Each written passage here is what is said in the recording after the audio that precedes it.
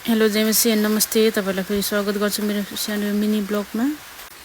म चाहिँ आएको छु आज 4 किलो बजार। घरमा सुत्दा बस्दा पानी परेर वक्का लागेर।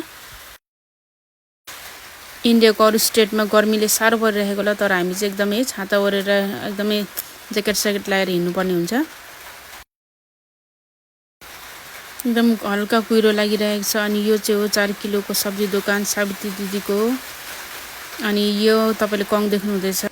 यो कङको दोकानमा चाहिँ तपाईँहरूले भटमास, मकै अनि कुतुङहरू भेराइटिज थरीको कुतुङहरू पाउन सक्नुहुन्छ। अनि त्यसको अपोजिट साइडमा रहेको छ सीता दिदीको सब्जी दोकान। अनि यसको अलिकति उता हेर्न सक्नुहुन्छ कस्मेटिक दोकान, त्यो पनि सीता दिदीकै हो। अनि सब्जी दोकानमा चाहिँ तपाईँले एकदमै सब्जीको भेराइटिजहरू है भिडियोमा देखिराख्नु भएको छ। तपाईँले चाहिँ विभिन्न प्रकारको सब्जीहरू तपाईँले यहाँ हरियो परियो सब्जी पाउन सक्नुहुन्छ।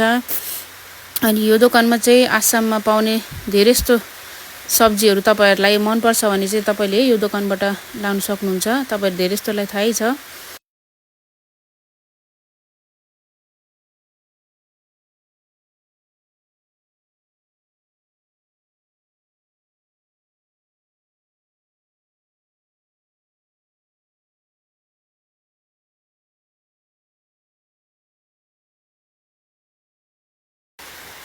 फेरि आएको छौँ हामी भाबीको टेलर दोकानमा। यो चाहिँ सीता दिदीको अलिकति तलपट्टि छ, छेउमै छ।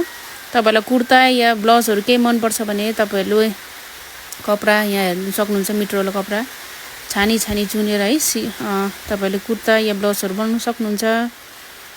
सीता दिदीको दोकानदेखि अलिकति तलै छ दोकान हेरिहाल्नु भयो होला। अनि भाबी चाहिँ मै हुनुहुन्छ है, उहाँले मजाले कपडा सिलाउनुहुन्छ।